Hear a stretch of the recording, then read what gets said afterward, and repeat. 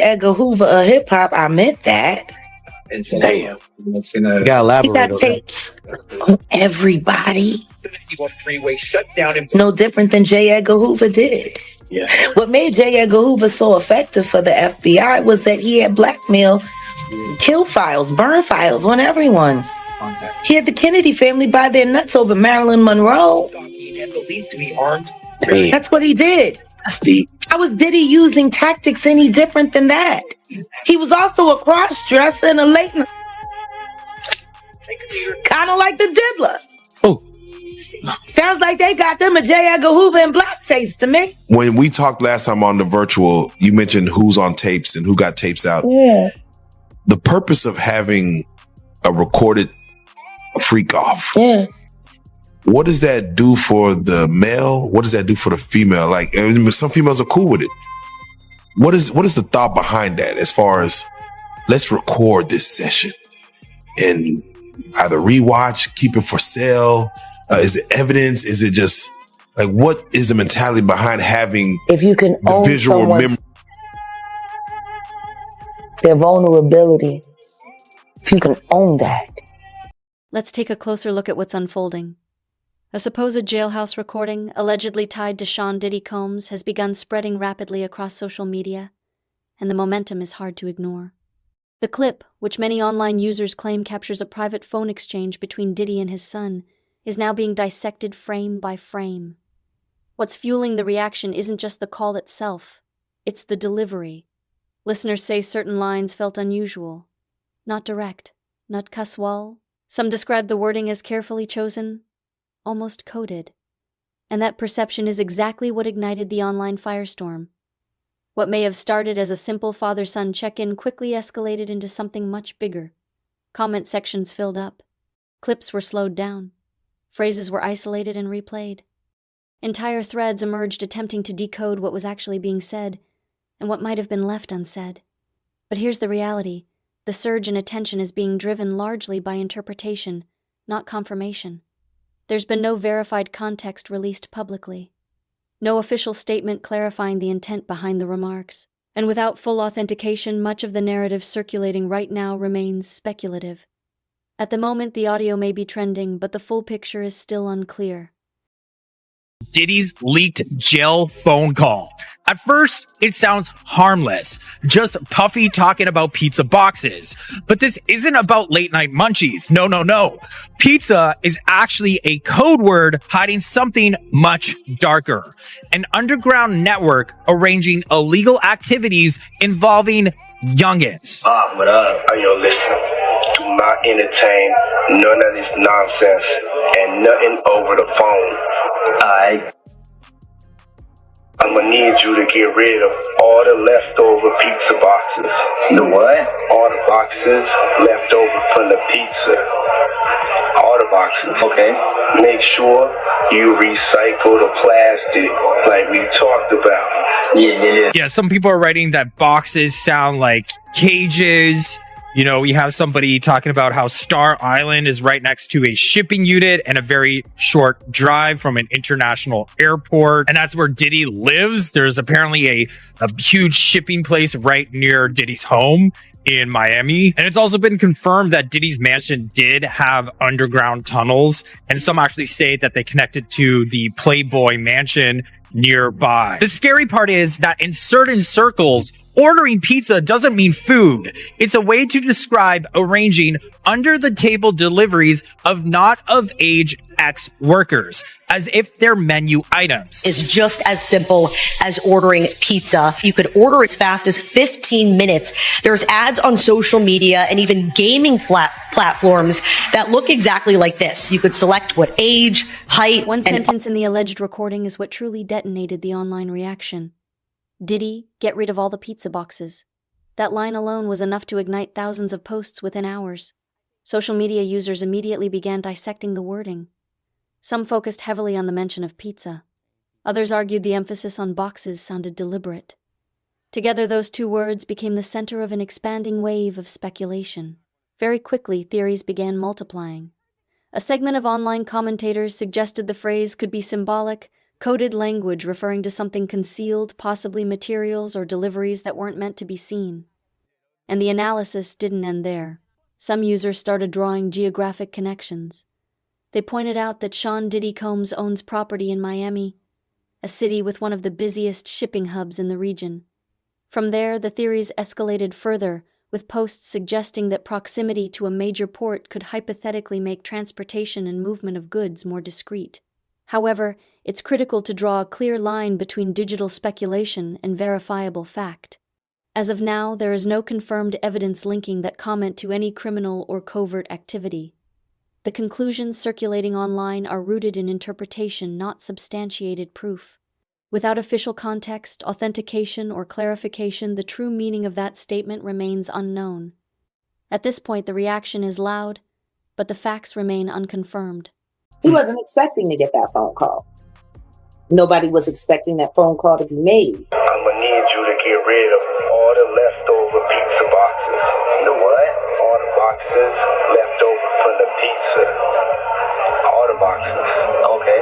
Make sure you recycle the plastic like we talked about. Is the attorney who made the phone call, and why it was parceled out to social media as paperwork had been served. And I'm not saying allegedly, Sean. And you're lucky I signed the NDAs that I did. Otherwise, I would tell them about all the things that I did. Another phrase from the alleged recording has added even more fuel to the fire. Get rid of all the plastic. It's a short statement, but online it's been anything but small. Within minutes of resurfacing, users began debating what it could possibly mean. Some dismissed it as harmless, suggesting it might reference simple things like packaging, decorations, or routine household clutter. Others weren't so quick to downplay it. To them, the phrasing felt intentional, calculated, as if the words were chosen carefully rather than casually. That perception alone was enough to spark another surge of theories tied to Sean Diddy Combs. And once again, the digital investigation machine went into overdrive. Audio clips replayed repeatedly, tone analyzed, pauses examined, emphasis scrutinized. Still, it's important to anchor the discussion in reality. There is no confirmed explanation for what that comment actually referred to. No verified context has been released. The interpretations spreading across social platforms are built on assumption, not documented proof. For now, the meaning behind the remark remains uncertain, amplified by speculation but unsupported by confirmed facts. Private island, shipping container island right across the way. Diddy's island with all of his friends, just a short drive away from a very huge island platform full of shipping containers, and you have to go right next to the Coast Guard. We all know what's been sealed and talked about. What are the odds that this man lives on this island just a short walk away from this entire platform of shipping containers? Come on, what do Diddy and shipping containers have in common?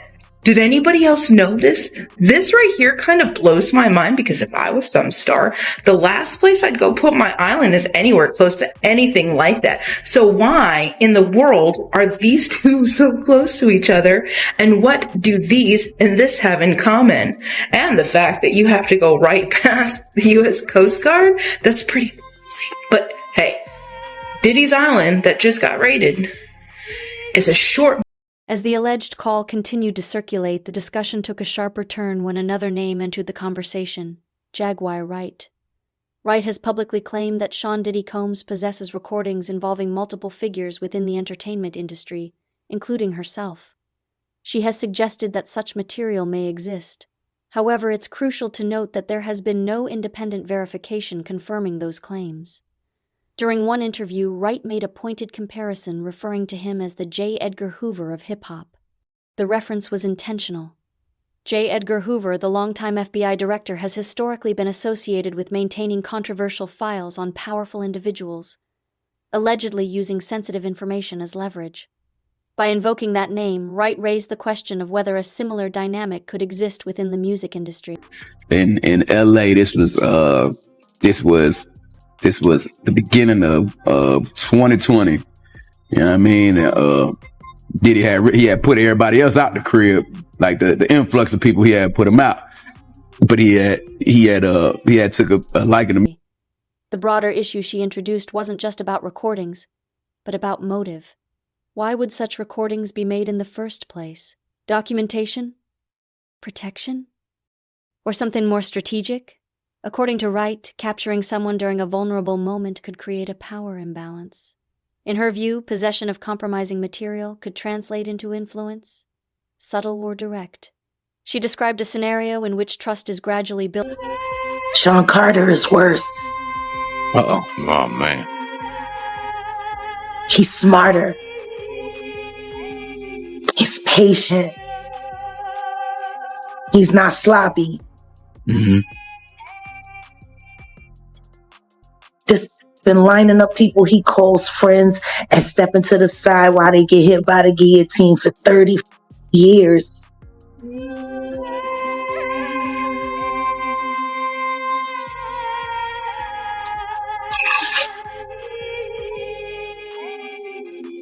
He's worse.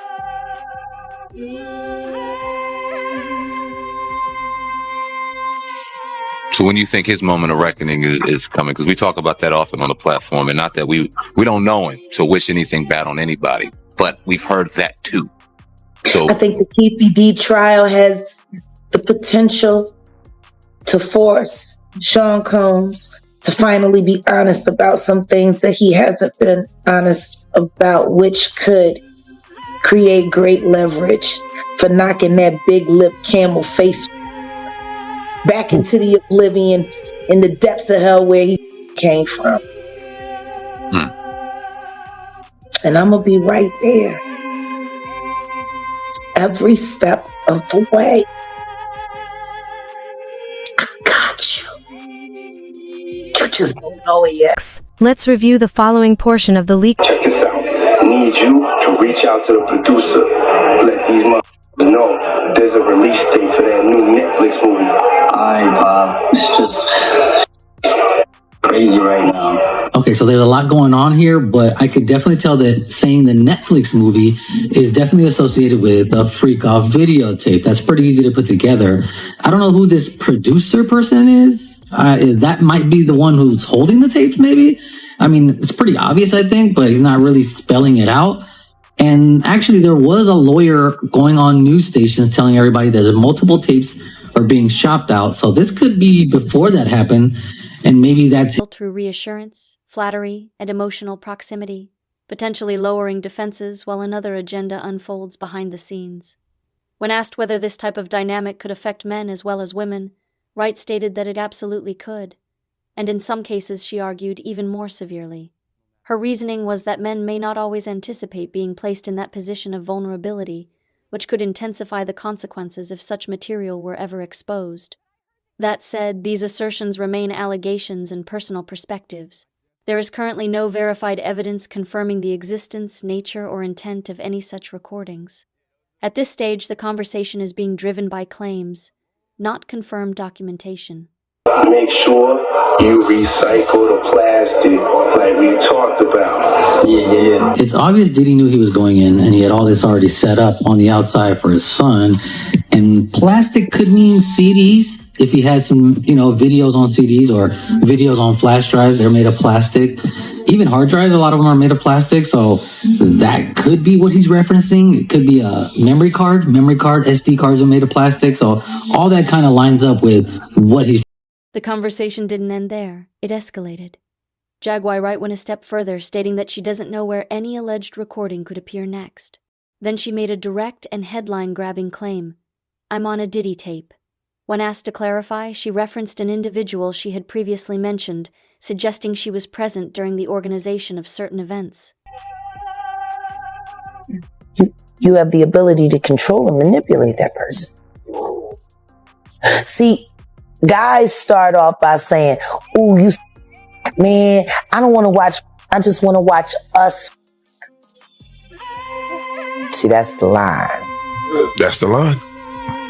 Would you rather me be watching us than watching a bunch of other? See, the finesse, that fluff. Do you really want me watching anybody else but you? I could look at you all day. Vanity. See, make her feel special. Make her feel like she's the only, the object. Meanwhile, this sitting here thinking, so her daddy works at Sony and I need such and such as contract ended.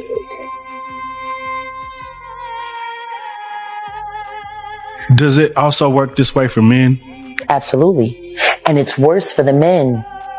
Women are used to being the victims of, not men. No man walks in thinking that another man is looking at him like a lollipop. Not a straight man. Like I said, there's another tape of me out there. I just don't know where it's going to pop up.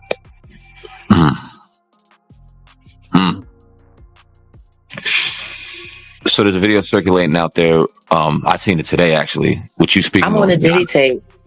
Say it again. I'm on a Diddy tape. Which one? However, she did not provide dates, documentation, or independently verifiable evidence to support the assertion. Online reaction was immediate. Within hours, social media users began linking her remarks to earlier phrases from the leaked call, including the reference to plastic. Some theorized that the word could relate to recorded material or physical media. But it's important to be clear, nothing in the audio explicitly confirms that connection. The interpretation remains speculative. As attention widened, focus shifted to the long-standing professional relationship between Sean Diddy Combs and Sean Jay-Z Carter. Both emerged from the same era in hip-hop and have operated within overlapping industry circles for decades. Over the years, various public figures have suggested that Jay-Z attended gatherings associated with Diddy. However, no verified evidence has established wrongdoing based solely on those suggestions. Following federal searches conducted at properties linked to Diddy, Jay-Z has not issued public statements addressing the matter. Wright has implied that the silence could be strategic, potentially aimed at avoiding legal or reputational risk. She has also alleged that Sean Carter may have deeper involvement than publicly known. Those claims, however, remain her personal allegations and have not been substantiated by confirmed evidence. Wright has further speculated that if future legal proceedings were to occur, including a possible trial involving Sean Combs, testimony could surface that shifts public perception. At this stage, that scenario remains hypothetical. The leaked audio then re-entered the spotlight. In the recording, a voice reportedly states, "I need you to reach out to the producer. Let them know there's a release date for that new Netflix." That reference prompted another round of analysis. Some online commentators suggested the mention of Netflix could imply a connection to alleged recordings. Others speculated that the producer might be overseeing undisclosed material. However, the audio itself provides no confirmation of those interpretations, and no verified evidence links the statement to any illicit content. Around the same period, an attorney appeared in media interviews claiming that multiple tapes were circulating. Some observers theorized that the leaked audio may have surfaced before those remarks, possibly as a signal or warning. That theory, too, remains unverified. Wright has previously alleged that recordings were being shared online. Supporters argue that recent developments align with her earlier warnings. Critics counter that repetition of allegations does not equate to proof. At this stage, the distinction is critical. There is no publicly confirmed evidence verifying the existence, distribution, or intent of any alleged recordings. Much of the current discourse is driven by interpretation, commentary, and unproven claims, not documented fact. For now, the narrative continues to evolve, but confirmation remains absent. The discussion intensified again when Jaguar Wright proposed a different interpretation of the alleged leak itself. Rather than viewing it as something intended for the general public, she suggested it could function as a message directed at specific individuals behind closed doors, a signal implying that sensitive material may exist and could be circulating privately. She questioned the reasoning behind allegedly selling recordings that might later serve as courtroom evidence. In her view, that would only make sense if part of a larger, calculated strategy. However, she did not present documentation or independently verified proof to substantiate that theory. When asked why such material would be sold at all, Wright speculated that financial strain could be a motivating factor. She further alleged that footage was being exchanged in concealed digital environments, sometimes described as darknet marketplaces, where transactions are harder to trace. These claims remain unverified. At one point, she made even more dramatic assertions, alleging that a specific recording had been sold for a substantial sum and involved several high-profile celebrities. There is no confirmed evidence supporting that statement, and no named individuals have been publicly connected through verified legal findings to such material. Wright also suggested that lesser-known digital currencies were used in these alleged transactions, arguing that limited public familiarity with certain payment systems could make activity easier to obscure. Again, no independent confirmation has been presented to validate that claim. The conversation later introduced a separate account from another source who claimed they had been approached about purchasing a tape. According to that narrative, the individual allegedly in possession of the footage was initially reluctant to release it widely, instead considering approaching the person featured in the recording directly. The speaker described feeling sympathy for the alleged subject and said their decision to speak publicly was intended to sound the alarm. They referenced what is sometimes described in media and legal circles as a catch-and-kill approach, where material is privately acquired to prevent it from reaching public view. When asked whether any footage might surface soon, the response was cautious. There were suggestions that one or two major networks could be involved in discussions over the alleged material. However, no network has confirmed such reports, and no public documentation substantiates that claim. Toward the end of the exchange, attention shifted to mention of a newly referenced witness connected to matters involving Sean Diddy Combs. That individual reportedly claimed to possess 8 flash drives containing recordings involving various public figures, along with a manuscript allegedly linked to Kim Porter and an unpublished memoir. As with the previous statements, none of these allegations have been independently verified in court. No confirmed evidence has been publicly presented to support the more explosive elements of these claims. At this stage, the broader narrative is composed largely of assertions, denials, and speculation. Any definitive conclusions would depend on formal legal proceedings and verifiable documentation, neither of which has, so far, publicly confirmed the most dramatic allegations currently circulating. As the alleged call continued to circulate, the discussion took a sharper turn when another name entered the conversation: Jaguar Wright. Wright has publicly claimed that Sean Diddy Combs possesses recordings involving multiple figures within the entertainment industry, including herself. She has suggested that such material may exist. However, it's crucial to note that there has been no independent verification confirming those claims. During one interview, Wright made a pointed comparison referring to him as the J. Edgar Hoover of hip-hop. The reference was intentional. J. Edgar Hoover, the longtime FBI director, has historically been associated with maintaining controversial files on powerful individuals, allegedly using sensitive information as leverage. By invoking that name, Wright raised the question of whether a similar dynamic could exist within the music industry. The broader issue she introduced wasn't just about recordings, but about motive. Why would such recordings be made in the first place? Documentation? Protection? Or something more strategic? According to Wright, capturing someone during a vulnerable moment could create a power imbalance. In her view, possession of compromising material could translate into influence, subtle or direct. She described a scenario in which trust is gradually built through reassurance, flattery, and emotional proximity, potentially lowering defenses while another agenda unfolds behind the scenes. When asked whether this type of dynamic could affect men as well as women, Wright stated that it absolutely could, and in some cases, she argued, even more severely. Her reasoning was that men may not always anticipate being placed in that position of vulnerability, which could intensify the consequences if such material were ever exposed. That said, these assertions remain allegations and personal perspectives. There is currently no verified evidence confirming the existence, nature, or intent of any such recordings. At this stage, the conversation is being driven by claims, not confirmed documentation. As the alleged call continued to circulate, the discussion took a sharper turn when another name entered the conversation: Jaguar Wright. Wright has publicly claimed that Sean Diddy Combs possesses recordings involving multiple figures within the entertainment industry, including herself. She has suggested that such material may exist. However, it's crucial to note that there has been no independent verification confirming those claims. During one interview, Wright made a pointed comparison referring to him as the J. Edgar Hoover of hip-hop. The reference was intentional. J. Edgar Hoover, the longtime FBI director, has historically been associated with maintaining controversial files on powerful individuals, allegedly using sensitive information as leverage. By invoking that name, Wright raised the question of whether a similar dynamic could exist within the music industry. The broader issue she introduced wasn't just about recordings, but about motive. Why would such recordings be made in the first place? Documentation? Protection? Or something more strategic? According to Wright, capturing someone during a vulnerable moment could create a power imbalance. In her view, possession of compromising material could translate into influence, subtle or direct. She described a scenario in which trust is gradually built through reassurance, flattery, and emotional proximity, potentially lowering defenses while another agenda unfolds behind the scenes. When asked whether this type of dynamic could affect men as well as women, Wright stated that it absolutely could, and in some cases, she argued, even more severely. Her reasoning was that men may not always anticipate being placed in that position of vulnerability, which could intensify the consequences if such material were ever exposed.